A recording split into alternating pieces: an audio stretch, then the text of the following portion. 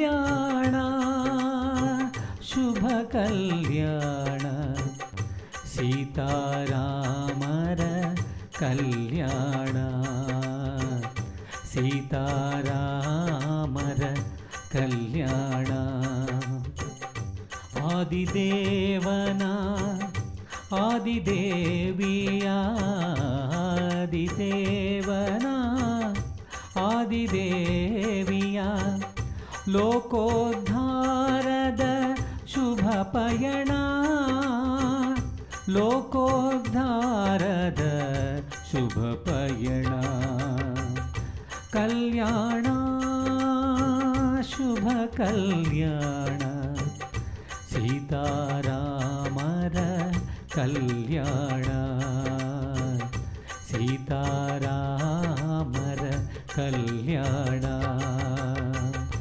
ಕಲ್ಯಾಣ ಶುಭ ಕಲ್ಯಾಣ ಸೀತಾರಾಮರ ಕಲ್ಯಾಣ ಸೀತಾರಾಮರ ಕಲ್ಯಾಣ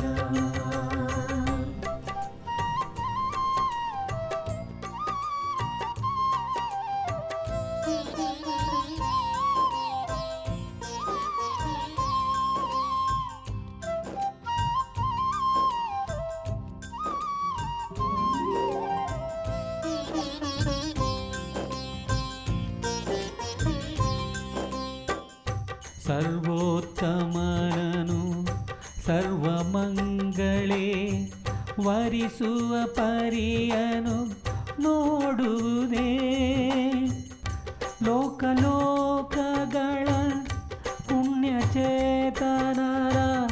ಮಹಾಭಾಗ್ಯದ ಕ್ಷಣವಿದುವೇ ಕಲ್ಯಾಣ ಶುಭ ಕಲ್ಯಾಣ ಸೀತಾರಾಮರ ಕಲ್ಯಾಣ ಕಲ್ಯಾಣ ಶುಭ ಕಲ್ಯಾಣ ಸೀತಾರಾಮರ ಕಲ್ಯಾಣ ಸೀತಾರಾಮರ ಕಲ್ಯಾಣ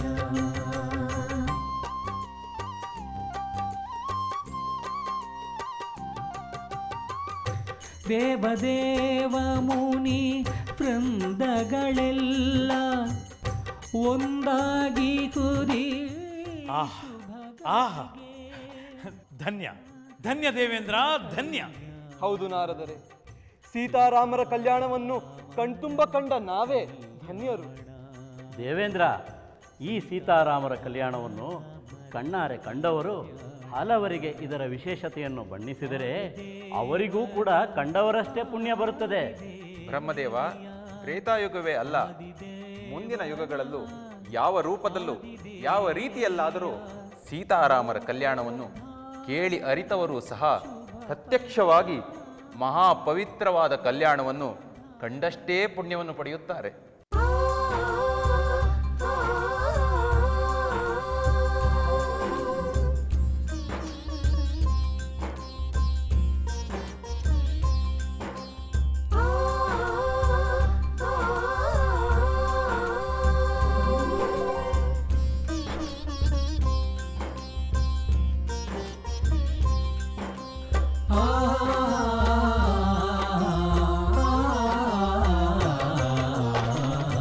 ಕಲ್ಯಾಣ ಶುಭ ಕಲ್ಯಾಣ ಕಲ್ಯಾಣ ಶುಭ ಕಲ್ಯಾಣ ಸೀತಾರಾಮರ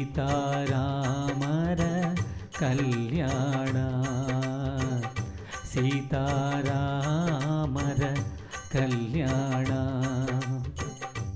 ಆದಿದೇವನ ಆದಿದೇವಿಯ ಆದಿದೇವನ ಆದಿದೇವಿಯ ಲೋಕೋದ್ಧಾರದ ಶುಭ ಪಯಣ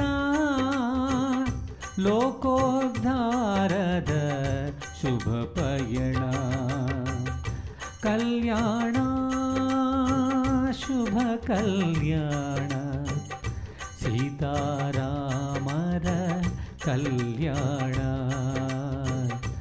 ಸೀತಾರಾಮರ ಕಲ್ಯಾಣ ಕಲ್ಯಾಣ ಶುಭ ಕಲ್ಯಾಣ ಸೀತಾರಾಮರ ಕಲ್ಯಾಣ ಸೀತಾರಾಮರ ಕಲ್ಯಾಣ.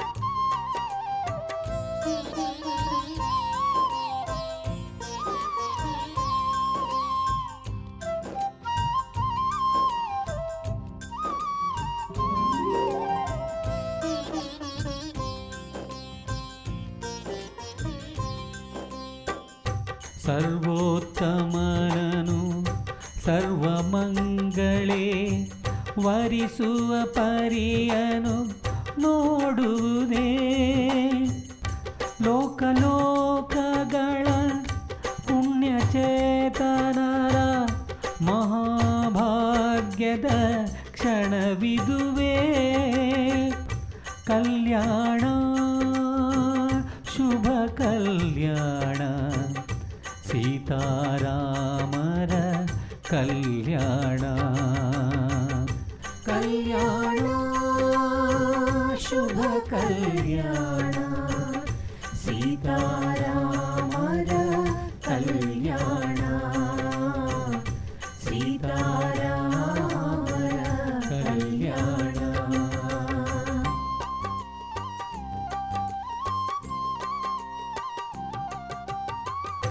ದೇವದೇವ ಮುನಿ ವೃಂದಗಳೆಲ್ಲ ಒಂದಾಗಿ ಕುದಿ ಶುಭಗಳಿಗೆ ಒಂದೇ ಭುವಿಯಲ್ಲಿ ಆನಂದ ತರುವ ರಘುಕುಲ ಸುತನ ಮದುವೆಯಿದೆ.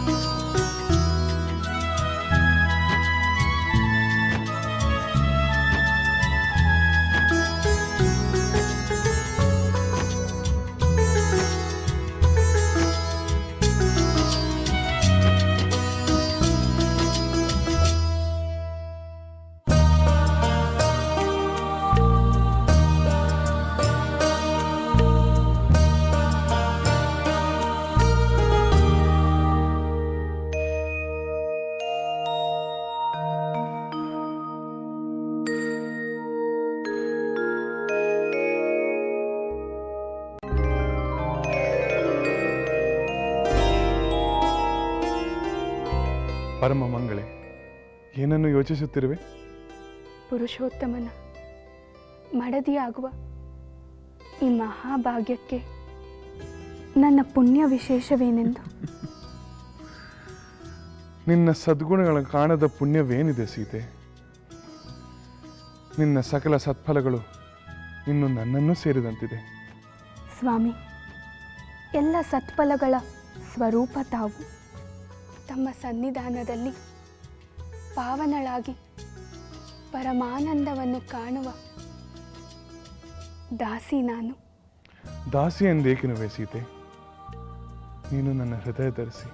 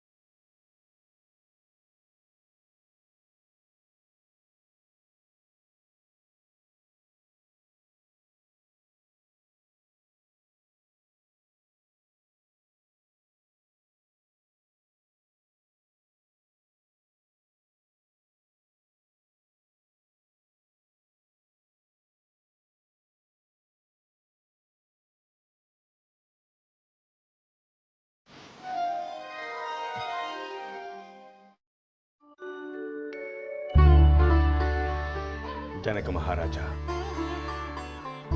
ದಶರಥ ಮಹಾರಾಜ, ನಿಮ್ಮೀರ್ವರ ಪೂರ್ವ ಪುಣ್ಯದ ಫಲದಿಂದಲೂ ಶತಾನಂದ ವಸಿಷ್ಠಾದಿ ಮಹರ್ಷಿಗಳ ಆಶೀರ್ವಾದದಿಂದಲೂ ಈ ಕಲ್ಯಾಣ ಮಹೋತ್ಸವವು ನಿರ್ವಿಘ್ನವಾಗಿ ನಿರಾತಂಕವಾಗಿ ನಡೆಯಿತು. ಪುರುಷೋತ್ತಮನಾದ ರಾಮ, ಪರಮ ಮಂಗಳೆಯಾದ ಸೀತೆ, ದೇವತಾ ಸ್ವರೂಪರಾದ ಲಕ್ಷ್ಮಣ, ಶತ್ರುಘ್ನ, ಭರತರ ಕಲ್ಯಾಣ ಕಾರ್ಯದಲ್ಲಿ ಭಾಗವಹಿಸಿ ಆ ಆನಂದವೂ ನಮ್ಮದಾಯಿತು. ಮಹರ್ಷಿಗಳೇ, ತಾವು ಮಾಡಿದ ಈ ಮಹದುಪಕಾರವನ್ನು ರಘುವಂಶ ಇರುವವರಿಗೆ ಸ್ಮರಿಸುತ್ತದೆ.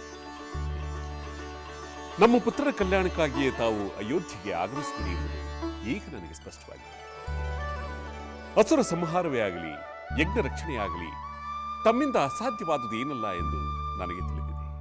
ಆದರೂ ಆ ಕೀರ್ತಿ ನಮ್ಮ ಪುತ್ರರಿಗೆ ಲಭಿಸುವಂತೆ ಮಾಡಿದ್ದೀರಿ. ಈ ಕಲ್ಯಾಣ ಸುಸೂತ್ರವಾಗಿ ಸಾಂಗವಾಗಿ ನೆರವೇರುವಂತೆ ಮಾಡಿದ್ದೀರಿ. ತಮ್ಮ ಕೃಪಾಶೀರ್ವಾದ ಸದಾಕಾಲ ನಮ್ಮ ಮೇಲೆ ಹೀಗೆಯೇ ಇರಲಿ. ಬ್ರಹ್ಮರ್ಷಿ, ಸೀತಾ ಸ್ವಯಂವರವನ್ನು ನಾನು ಎಂದು ನಿರ್ಧರಿಸಿದೆ, ಎಂದು ವೀರಾಧಿವೀರರೆಲ್ಲ ಶಿವಧನಸ್ಸನ್ನು ಎತ್ತಲಾರದೆ ಸೋತು ಹೋದರು, ಅಂದು ಆರಂಭವಾದ ಸೀತೆಯ ವಿವಾಹದ ಚಿಂತೆಯು ತಾವು ರಾಮಲಕ್ಷ್ಮಣರೊಂದಿಗೆ ಮಿಥಿಲೆಯನ್ನು ಪ್ರವೇಶಿಸಿದಾಗ ಕೊನೆಗೊಂಡಿತು. ತಮ್ಮ ಅನುಗ್ರಹದಿಂದ ಸೀತಾರಾಮರ ಕಲ್ಯಾಣವನ್ನಷ್ಟೇ ನಿರೀಕ್ಷಿಸುತ್ತಿದ್ದ ನನಗೆ ತಮ್ಮ ಮಾರ್ಗದರ್ಶನದಲ್ಲಿ ರಘುವಂಶದ ರಾಜಕುಮಾರರೊಂದಿಗೆ ನಮ್ಮ ಪುತ್ರಿಯರು ಹಾಗೂ ನನ್ನ ಸಹೋದರರ ಪುತ್ರಿಯರು ವಿವಾಹವಾಗಿದ್ದನ್ನು ಕಂಡು ನನ್ನ ಕಲ್ಪನೆಗೂ ಮೀರಿ ಸಂತೋಷ ಉಂಟಾಗಿದೆ. ನಮ್ಮ ವಂಶಕ್ಕೆ ತಾವು ಮಹದುಪಕಾರವನ್ನು ಮಾಡಿದರು. ಈ ಉಪಕಾರವನ್ನು ನಾನು ಎಂದೆಂದೂ ನೆನೆಸುತ್ತಿರುತ್ತೇನೆ. ತಮಗೆ ಚಿರಋಣಿ. ಮಹರ್ಷಿಗಳೇ, ಸೀತೆಯ ವಿವಾಹದ ಸಂಭ್ರಮದಲ್ಲಿ ಪಾಲ್ಗೊಳ್ಳಲು ಬಂದ ನನಗೆ ನನ್ನ ಪುತ್ರಿಯರ ವಿವಾಹದ ಸೌಭಾಗ್ಯವನ್ನೂ ಕಂಡು ಆನಂದಿಸುವಂತೆ ಮಾಡಿದೆ. ತಮಗೆ ನನ್ನ ಅನಂತನಂತ ವಂದನೆಗಳು. ಜನಕ ಸಹೋದರ, ಎಲ್ಲವೂ ದೈವ ನಿರ್ಣಯ. ನಮ್ಮ ಕಾರ್ಯಗಳೇನಿದ್ದರೋ ನಿಮಿತ್ತ ಮಾತ್ರ.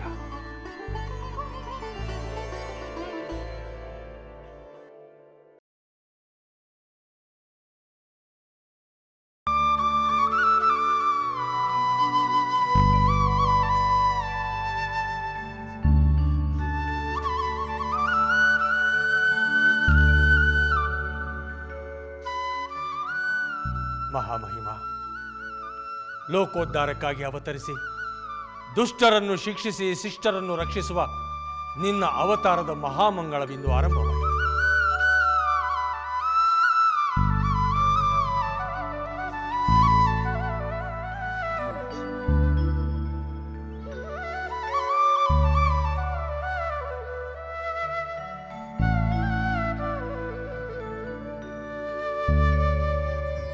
ಬ್ರಹ್ಮರ್ಷಿಗಳೇ, ತ್ರೇತಾಯುಗದ ಈ ಮಹಾಮಂಗಳ ಕಾರ್ಯವನ್ನು ಸುಸೂತ್ರವಾಗಿ ನಿರಾತಂಕವಾಗಿ ನೆರವೇರಿಸಿಕೊಟ್ಟಿದ್ದೀರಿ.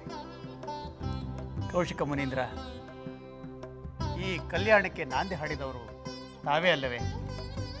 ಈ ಕಲ್ಯಾಣ ಕಾರ್ಯವು ಇಷ್ಟು ಸುಸೂತ್ರವಾಗಿ ನೆರೆದಿದ್ದು ತಮ್ಮ ಕೃಪೆಯಿಂದಲೇ ಅಲ್ಲವೇ? ಬ್ರಹ್ಮರ್ಷಿಗಳೇ, ನಮ್ಮ ಈರ್ವರ ಸಮಾಗಮ ಸಂದರ್ಶನಗಳು ಲೋಕ ಕಲ್ಯಾಣಕ್ಕೋಸ್ಕರ ಹೀಗೆಯೇ ನೆರವೇರುತ್ತಿರಲಿ. ಶತಾನಂದರೇ, ಕಾರ್ಯನಿಮಿತ್ತವಾಗಿ ನಾವು ಹಿಮವತ್ ಪರ್ವತಕ್ಕೆ ಪ್ರಯಾಣ ಬೆಳೆಸುತ್ತೇವೆ. ಅಪ್ಪಣೆಯಾಗಬೇಕು. ಬ್ರಹ್ಮರ್ಷಿಗಳೇ,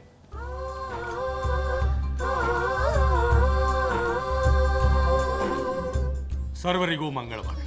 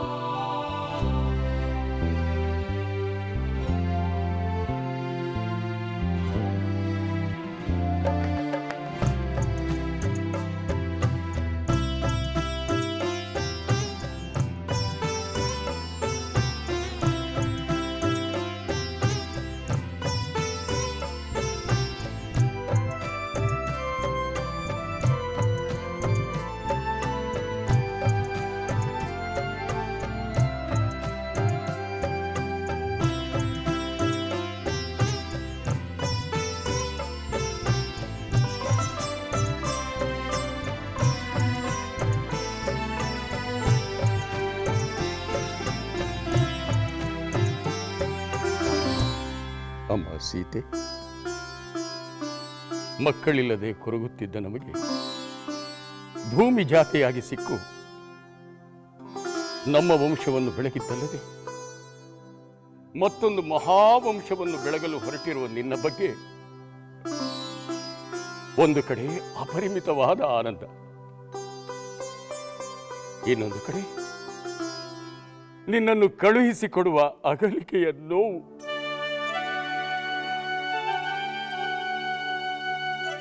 ಈ ಎರಡೂ ಭಾವನೆಗಳನ್ನು ಹೇಗೆ ವ್ಯಕ್ತಪಡಿಸಬೇಕು ತಿಳಿಯುತ್ತಿಲ್ಲ ತಾಯಿ. ಆದರೆ ಒಂದಂತೂ ನಿಜ, ನೀನು ನಮ್ಮಲ್ಲಿರುವಷ್ಟು ಕಾಲ ನಮಗೆ ಸಂತೋಷ ಆನಂದವನ್ನು ಕೊಟ್ಟು ನಿನ್ನ ಮುಂದಿನ ಭವಿಷ್ಯ ಉಜ್ವಲವಾಗಿರಲಿ. ನಮ್ಮ ವಂಶಕ್ಕೆ ಕೀರ್ತಿ ತರುವಂತವಳಾಗು.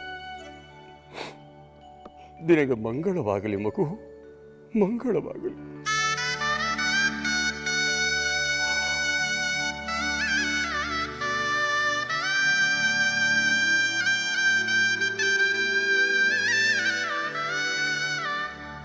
ಸೀತೆ, ಪ್ರತಿದಿನವೂ ನಿನ್ನ ಸುಲಕ್ಷಣವಾದ ಮುಖವನ್ನು ನೋಡದಿದ್ದರೆ ನನ್ನ ಪಾಲಿಗೆ ಆ ದಿನ ಹಗಲೇ ಆಗಲಿಲ್ಲವೇನೋ ಎನಿಸುತ್ತಿತ್ತು.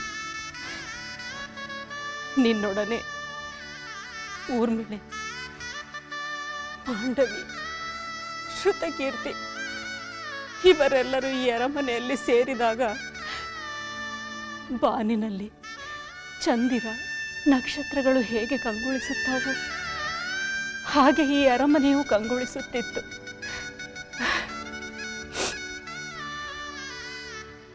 ಈಗ ನೀವೆಲ್ಲರೂ ಪತಿಯ ಗ್ರಹಕ್ಕೆ ಒಟ್ಟಿಗೆ ಹೊರಟು ನಿಂತಾಗ ಬಾನಿನಲ್ಲಿ ಚಂದಿರ ನಕ್ಷತ್ರಗಳಿಲ್ಲದೆ ಅದು ಹೇಗೆ ಶೂನ್ಯ ಎನಿಸುತ್ತದೆಯೋ ಹಾಗೆ ಈ ಅರಮನೆಯಲ್ಲಿಯೂ ಎಲ್ಲಿ ಶೂನ್ಯ ಆವರಿಸಿ ಬಿಡುತ್ತದೋ ಎಂದೆನಿಸುತ್ತಿದೆ. ಆದರೆ ಒಡನೆಯೇ ನೀವೆಲ್ಲರೂ ಉತ್ತಮರಾದ ಪತಿಯನ್ನು ಪಡೆದು ಸದ್ಗುಣವಂತರ ಸಾನ್ನಿಧ್ಯದಲ್ಲಿ ಬಾಳುತ್ತೀರಾ ಎನ್ನುವುದನ್ನು ನೆನೆಸಿದೊಡನೆಯೇ ಮನಸ್ಸಿಗೆ ಒಂದು ರೀತಿಯ ಆನಂದವಾಗಿ ಆ ಆನಂದ ನನ್ನ ಮನಸ್ಸಿನಲ್ಲಿ ಬೆಳಕನ್ನು ಕೋರುತ್ತದೆ.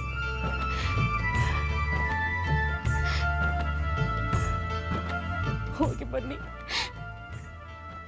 ನಿಮ್ಮ ಪತಿಯ ಗ್ರಹದಲ್ಲಿ ಕ್ಷಣ ಕ್ಷಣವು ಆನಂದದಲ್ಲಿರಿ.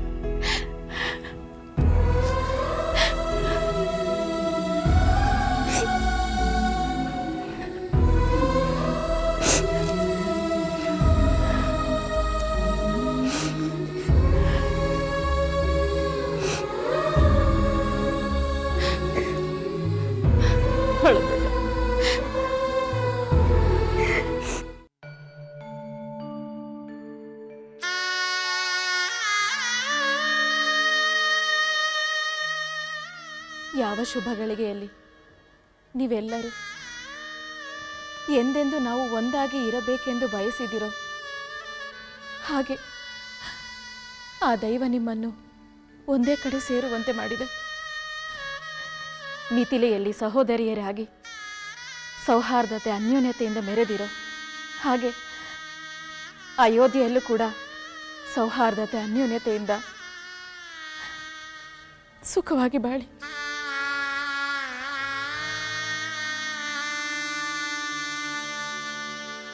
ಆ ಗುಣವನ್ನೆಲ್ಲ ನಮ್ಮ ಹೆಣ್ಣು ಮಕ್ಕಳು ಹುಟ್ಟಿನಿಂದಲೇ ಹೊಂದಿದ್ದಾರೆ. ಸೋದರಿಯರಾಗಿ ಮಾದರಿಯಾದ ಇವರು ವಾರಗಿತ್ತಿಯರಾಗಿಯೂ ಕೂಡ ಮಾದರಿಯಾಗುತ್ತಾರೆ. ಹೆಣ್ಣು ಮಕ್ಕಳೆಂದರೆ ಜನಕನ ವಂಶದವರಂತಿರಬೇಕು, ಸೊಸೆಯಂದಿರೆಂದರೆ ದಶರಥನ ಸೊಸೆಯಂದಿರಬೇಕು ಎಂದು ಲೋಕ ಕೊಂಡಾಡುವಂತಾಗುತ್ತದೆ. ಚಿಕ್ಕಪ್ಪನವರೇ, ನಮ್ಮ ನಡೆ ನುಡಿಯಿಂದ ಯಾವ ಪ್ರಶಂಸೆ ಪಡೆದರು ಅದೆಲ್ಲವೂ ಈ ಮಿಥಿಲೆಗೆ ಸೇರಬೇಕು. ಏಕೆಂದರೆ ಇಲ್ಲಿನ ಭೂಮಿ, ಮಾತ, ಪಿತ, ಬಂಧುಗಳು ಕಲಿಸಿಕೊಟ್ಟ ಸಂಸ್ಕಾರವೇ ಲೋಕದ ಪ್ರಶಂಸೆಗೆ ಕಾರಣವಾಗುತ್ತದೆ. ಅದಕ್ಕಾಗಿಯೇ ಈ ಭೂಮಿಯನ್ನು, ಮಾತ, ಪಿತ, ಬಂಧು, ಮಿಥಿಲೆಯ ತರುಲತೆಗಳಿಗೆ ಪ್ರತಿದಿನವೂ ನಾನು ವಂದನೆಯನ್ನು ಸಲ್ಲಿಸುತ್ತೇನೆ.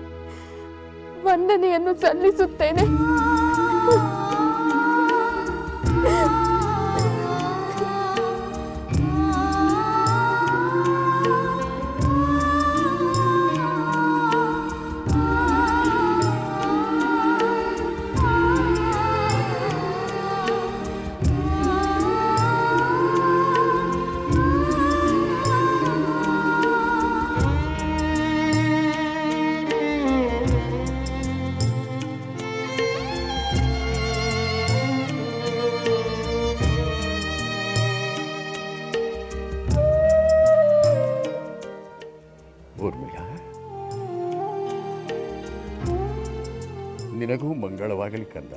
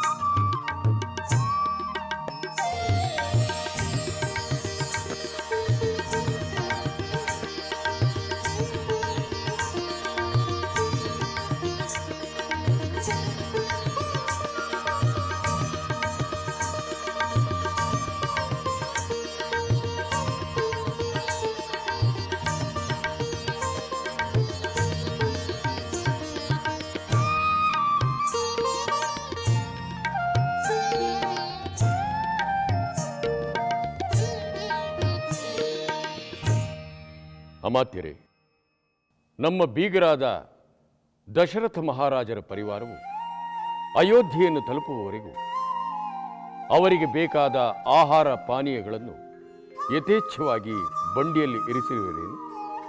ಅಲ್ಲದೆ ದಾರಿಯ ಮಧ್ಯದಲ್ಲಿ ಅವರ ಊಟೋಪಚಾರಕ್ಕಾಗಿ ಪರಿಣತರಾದ ಪಾಕಶಾಸ್ತ್ರ ಪ್ರವೀಣರನ್ನು ಜೊತೆಗೆ ಕಳುಹಿಸಲು ಏರ್ಪಾಟು ಮಾಡಿರುವಿರಾ? ಖಂಡಿತವಾಗಿಯೂ ಪ್ರಭು. ಅಯೋಧ್ಯೆ ತಲುಪುವವರೆಗೂ ಆಹಾರದ ಯಾವ ಕೊರತೆಯೂ ಆಗದಂತೆ ಎಲ್ಲ ವ್ಯವಸ್ಥೆಯನ್ನು ಮಾಡಿದ್ದೇವೆ. ಬಹಳ ಸಂತೋಷ. ಅಮಾತ್ಯರೇ, ನಾವು ಮದುಮಕ್ಕಳಿಗೆ ಬೀಗರಿಗೆ ಕೊಟ್ಟಂತಹ ಧನಕನಕ ವಸ್ತು ವಾಹನಾದಿ ಅಷ್ಟೈಶ್ವರ್ಯ ಸಮಾನವಾದ ಉಡುಗೊರೆಗಳು ಸುರಕ್ಷಿತವಾಗಿ ಅಯೋಧ್ಯೆಯ ಅರಮನೆಯನ್ನು ತಲುಪಲು ಜಾಗೃತವಾದ ಕಾವಲು ಸೇನೆಯನ್ನು ವ್ಯವಸ್ಥೆ ಮಾಡಿರುವಿರಾ? ಖಂಡಿತವಾಗಿ ಪ್ರಭು. ಮಿಥಿಲೆಯಲ್ಲಿ ನಡೆದ ವಿವಾಹದಲ್ಲಿ ಬಂದಂತಹ ಎಲ್ಲ ಆಭರಣಗಳು ಅಯೋಧ್ಯೆಯನ್ನು ತಲುಪುವ ಬಗ್ಗೆ ಯಾವ ಶಂಕೆಯೂ ಇಲ್ಲ. ಬಹಳ ಸಂತೋಷ.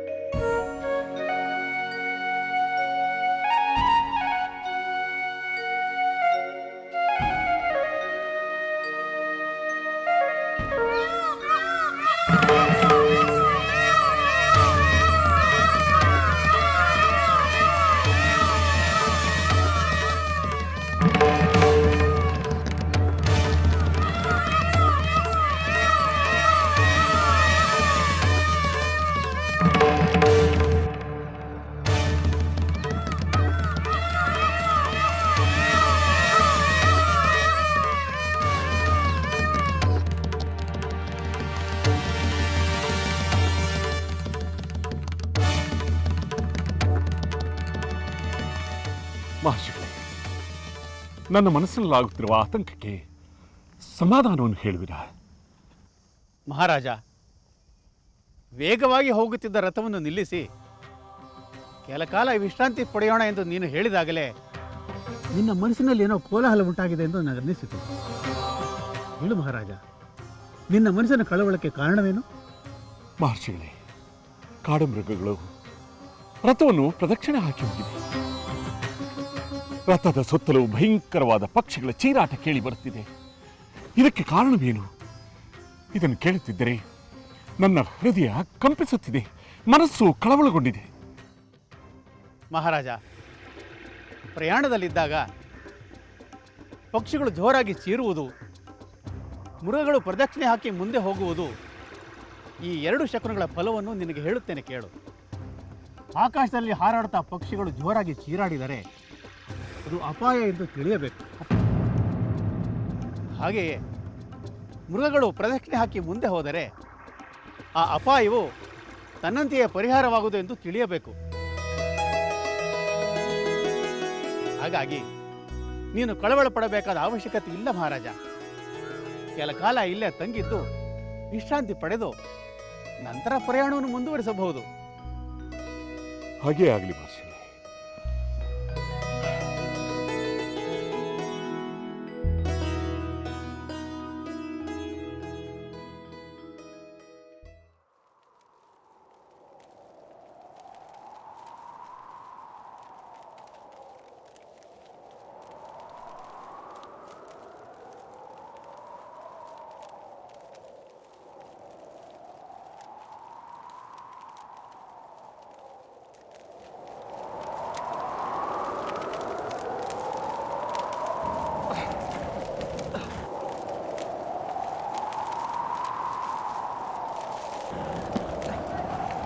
ಮಹರ್ಷಿಗಳೇ, ಪಕ್ಷಿಗಳ ಅರಚಾಟ ಆಪತ್ತಿನ ಸೂಚನೆ ಎಂದು ಹೇಳಿದಿರಿ.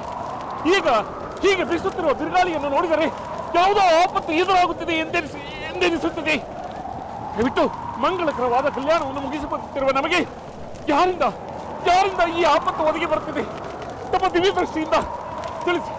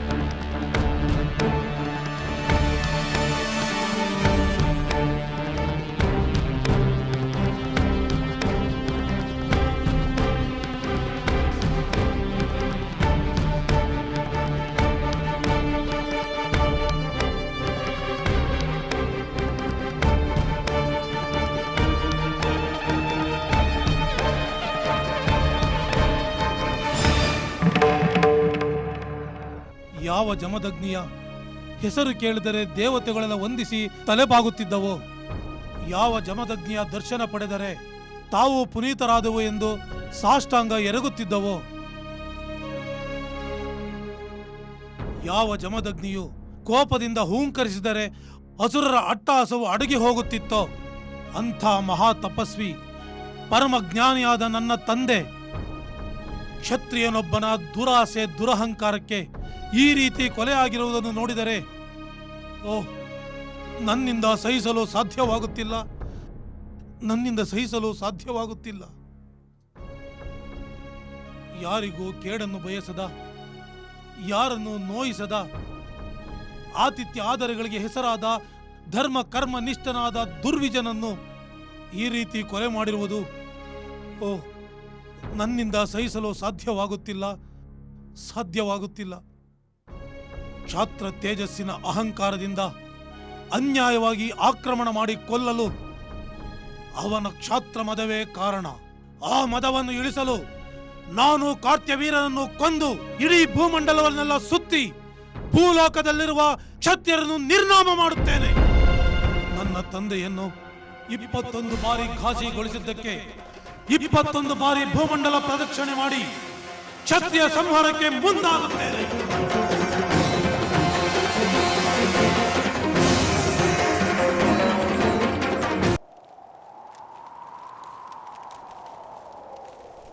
ಮಹಾರಾಜ, ಈ ಅಪಶಕನಗಳು, ಈ ಬಿರುಗಾಳಿ ಕಂಪನಿಗಳಿಗೆ ಕಾರಣ ಜಮದಗ್ನಿಯ ಪುತ್ರ ಪರಶುರಾಮ.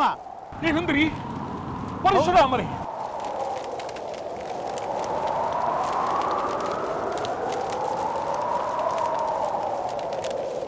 ಅವರಿಂದ ನಮಗೆ ತೊಂದರೆ? ಪರಶುರಾಮನ ಇತ್ತಲೇ ಧಾವಿಸಿ ಬರುತ್ತಿರುವುದು ಬೆಂಕಿ ಸಮೀಪಿಸುತ್ತಿದ್ದಂತೆ ಅದರ ಕಾವು ನಮಗೆ ಅನುಭವವಾದಂತೆ ಪರಶುರಾಮನ ಆಗಮನವನ್ನು ಸೂಚಿಸುತ್ತಿದೆ. ಮಹರ್ಷಿಗಳೇ, ಪರಶುರಾಮರು 21 ಬಾರಿ ಭೂಮಂಡಲವನ್ನು ಸುತ್ತಿ ತನಗೆದುರಾದ ಕ್ಷತ್ರಿಯರನ್ನೆಲ್ಲ ಸಂಹಾರ ಮಾಡುತ್ತಾ ಅವರಿಂದ ವಶಪಡಿಸಿಕೊಂಡ ಭೂಮಿಯನ್ನು ಅಗಸ್ತ್ಯರಿಗೆ ದಾನ ಮಾಡಿ ಇನ್ನೆಂದೂ ತಾನು ಶಸ್ತ್ರಾಸ್ತ್ರವನ್ನು ಮುಟ್ಟುವುದಿಲ್ಲ, ಕ್ಷತ್ರಿಯರನ್ನು ಸಂಹಾರ ಮಾಡುವುದಿಲ್ಲವೆಂದು ಪ್ರತಿಜ್ಞೆ ಮಾಡಿದ ಮೇಲೆ ಇನ್ನೇಕೆ ಭಯವನ್ನುಂಟು ಮಾಡುವಂತೆ ಬರುತ್ತಿದ್ದಾರೆ? ಇದಕ್ಕೆ ಕಾರಣವು ಅವನ ಆಗಮನದಿಂದ ನಿನಗೆ ತಿಳಿಯುವುದು. ಅಯ್ಯೋ, ಇದೆಂತಹ ವಿಪತ್ತು! ಪರಶುರಾಮನ ಹೆಸರನ್ನು ಕೇಳಿದಾಗಲೆಲ್ಲ ಪ್ರಭುಗಳು ಮರು ವಿವಾಹಕ್ಕೆ ಮೊರೆ ಹೋಗುತ್ತಿದ್ದನ್ನೇ ನನ್ನಿಂದ ಸಹಿಸಲಾಗುತ್ತಿರಲಿಲ್ಲ. ಈಗ ಮಕ್ಕಳ ವಿವಾಹವನ್ನು ಮುಗಿಸಿಕೊಂಡು ಬರುವಾಗ ಆ ಪರಶುರಾಮ ಎದುರಾಗಿ ನಮ್ಮನ್ನೇಕೆ ಕಾಡಬೇಕು? ಅವರಿಗೆ ನಮ್ಮಿಂದಾದ ಅನ್ಯಾಯವಾದರೂ ಏನು? ಯಾರೋ ಕ್ಷತ್ರಿಯರು ಮಾಡಿದ ಅನ್ಯಾಯಕ್ಕೆ ಇಡೀ ಕ್ಷತ್ರಿಯ ಕುಲವನ್ನೇ ನಿರ್ನಾಮ ಮಾಡಿ ಉತ್ತಮರಿಗೂ ತೊಂದರೆ ಕೊಡುವುದು ಅನ್ಯಾಯ. ಯಾವುದು ನ್ಯಾಯ, ಯಾವುದು ಅನ್ಯಾಯ ಎಂದು ವಿಮರ್ಶೆ ಮಾಡಲು ಇದು ಸಮಯವಲ್ಲ. ಈಗ ತಾನೇ ಪುತ್ರನನ್ನು ಸೊಸೆಯನ್ನು ಕರೆದುಕೊಂಡು ಬರುತ್ತಿರುವ ನಮಗೆ ಪರಶುರಾಮನಿಂದ ಯಾವ ತೊಂದರೆಯೂ ಆಗದಿದ್ದರೆ ಅಷ್ಟೇ ಸಾಕು. ಆಗೋದಿಲ್ಲ ಅತ್ತೆಯವರೇ, ಯಾವ ತೊಂದರೆಯೂ ಆಗೋದಿಲ್ಲ. ಚಿಂತಿಸಬೇಡಿ. ಮಹಾಪರಾಕ್ರಮಿಯಾದ ತಮ್ಮ ಪುತ್ರನಿರುವಾಗ ಯಾವ ಅನ್ಯಾಯವು, ಯಾವ ಕೇಡು ಯಾರಿಂದಲೂ ಆಗುವ ಸಾಧ್ಯವಿಲ್ಲ. ಸೀತೆ, ನನ್ನ ಹತ್ತಿರ ಬಾ. ನಿನ್ನ ಮಾತುಗಳನ್ನು ಕೇಳಿ ನನಗೆ ಬಹಳ ಸಂತೋಷವಾಯಿತು. ನಿನ್ನ ಮಾತು ಸತ್ಯವಾಗಲಿ.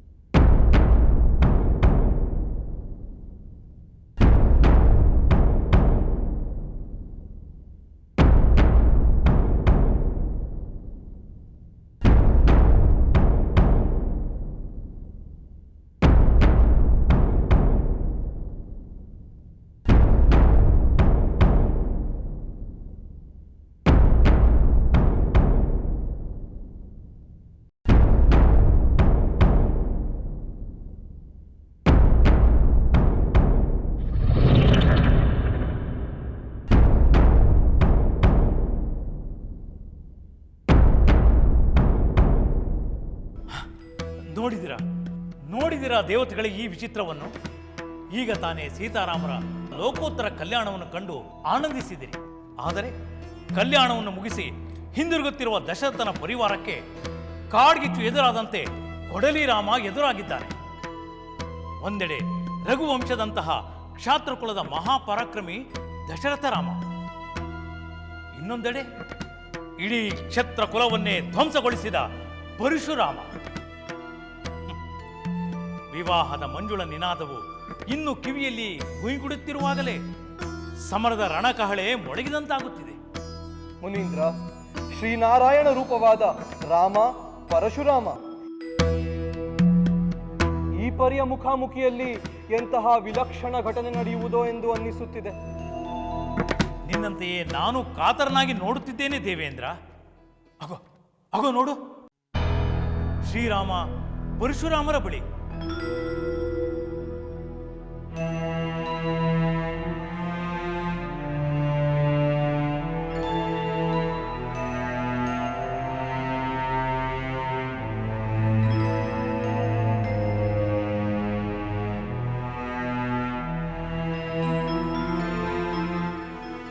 ಮಹಾವೀರ ಭಾರ್ಗವರಾಮ, ನಾನೀಗ ನನ್ನ ಪುತ್ರರ ವಿವಾಹವನ್ನು ನೆರವೇರಿಸಿ ಅಯೋಧ್ಯೆಗೆ ಮರಳುತ್ತಿದ್ದೇನೆ. ನನಗೆ ಗೊತ್ತಿದೆ.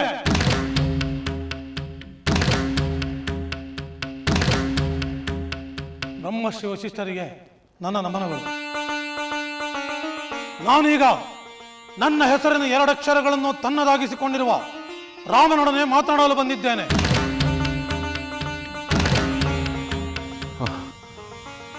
ಭಾರ್ಗವರಾಮ, ರಾಮನಿನ್ನೂ ಚಿಕ್ಕವನು. ಇದೀಗ ತಾನೇ ಅವನಿಗೆ ವಿವಾಹವಾಗಿದೆ. ಸಾಕು, ನಿಲ್ಲಿಸು.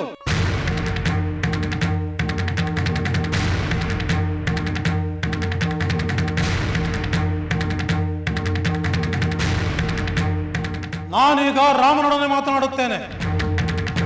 ರಾಮ, ದಾಶರಥೆ, ವೀರ, ನಿನ್ನ ಅದ್ಭುತವಾದ ಪರಾಕ್ರಮವು ಎಲ್ಲೆಡೆಯೂ ಕೇಳಿ ಬರುತ್ತಿದೆ. ತಾಟಕ ಒದಗಿ ಬದಲ್ಗೊಂಡು ಇತ್ತೀಚೆಗೆ ಮಾಡಿದ ಶಿವಧನುರ್ಭಂಗದವರೆಗೂ ನಿನ್ನ ಸಕಲ ಕಾರ್ಯಗಳನ್ನು ನಾನು ಕೇಳಿದ್ದೇನೆ. ಮುನೀಂದ್ರ ಭಾರ್ಗವರಾಮ, ತಾವು ಮಹಾತಪಸ್ವಿಗಳು, ಮಹಾಪರಾಕ್ರಮಶಾಲಿಗಳು ಎಂದು ನಾನು ಸಹ ಕೇಳಿದ್ದೇನೆ. ನಾನು ನಿನ್ನ ಪ್ರಶಂಸೆಯನ್ನು ಕೇಳಲು ಬಂದಿಲ್ಲ. ನಾನು ಹೇಳುವುದಷ್ಟನ್ನು ಮಾತ್ರ ನೀನು ಕೇಳು.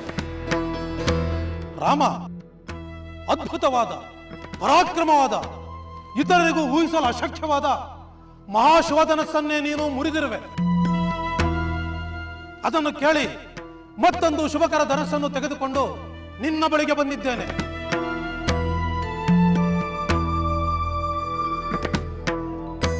ಇದೇ ಆ ಘೋರ ರೂಪಿಯಾಗಿರುವ ಮಹಾಧನಸ್ಸು.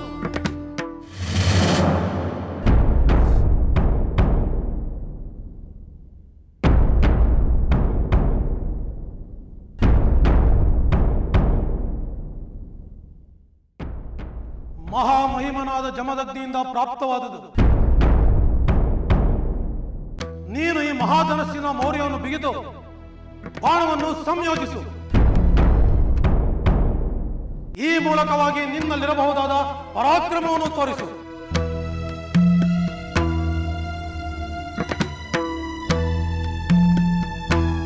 ರಾಮ, ನೀನು ಈ ಧನಸ್ಸನ್ನು ಹಿಡಿದು ಬಾಣವನ್ನು ಹೂಡಿ ನಿನ್ನಲ್ಲಿರಬಹುದಾದ ಶಕ್ತಿಯನ್ನು ತೋರಿಸಿದರೆ ನಾನು ನಿನಗೆ ವೀರರು ಪ್ರಶಂಸಿಸುವ ದ್ವಂದ್ವ ಯುದ್ಧವನ್ನು ಕೊಡುತ್ತೇನೆ.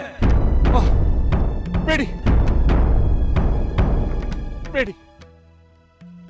ಮಹಾಮಹಿಮರಾದ ತಾವು ಭಾರ್ಗವ ವಂಶದಲ್ಲಿ ಹುಟ್ಟಿ ಇನ್ನೆಂದೂ ಶಸ್ತ್ರಧಾರಣೆಯನ್ನು ಮಾಡುವುದಿಲ್ಲವೆಂದು ಇಂದ್ರನ ಮುಂದೆ ಪ್ರತಿಜ್ಞೆಯನ್ನು ಮಾಡಿ ನಿಮ್ಮ ಶಸ್ತ್ರಾಸ್ತ್ರವೆಲ್ಲವನ್ನು ಅಲ್ಲಿಯೇ ಬಿಟ್ಟು ಬಂದಿರುವಿರಿ. ಧರ್ಮಪರರಾದ ತಾವು ಕ್ಷತ್ರಿಯ ವಂಶವನ್ನೇ ನಾಶ ಮಾಡಿ ಅವರಿಂದ ವಶಪಡಿಸಿಕೊಂಡ ಭೂಮಂಡಲವನ್ನೇ ಅಗಸ್ತ್ಯರಿಗೆ ನೀವು ದಾನವಾಗಿ ಕೊಟ್ಟಿರುವಿರಿ.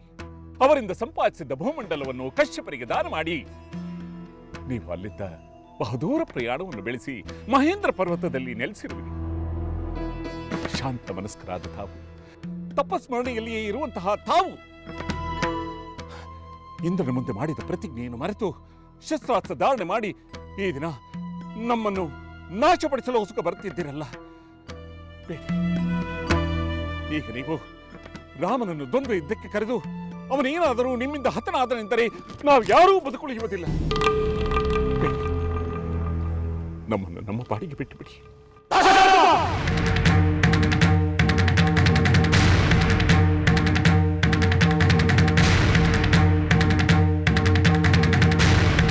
ಈ ನಿನ್ನ ವ್ಯರ್ಥವಾದ ಮಾತುಗಳಿಂದ ಯಾವ ಪ್ರಯೋಜನವೂ ಇಲ್ಲ. ನಾನು ನಿಶ್ಚಯಿಸಿದ್ದನ್ನು ಸಾಧಿಸದೆ ಬಿಡುವುದಿಲ್ಲ. ನನ್ನ ಮತ್ತು ನಿನ್ನ ಮಗ ರಾಮನ ನಡುವೆ ನಡೆಯುವ ಯಾವ ವಿಚಾರಕ್ಕೂ ನೀನು ಮಧ್ಯಪ್ರವೇಶಿಸಬೇಡ. ಗೌರವಿದು.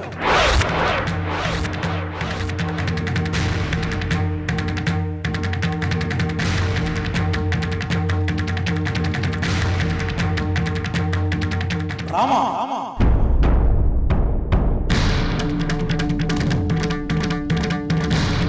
ರಾಮ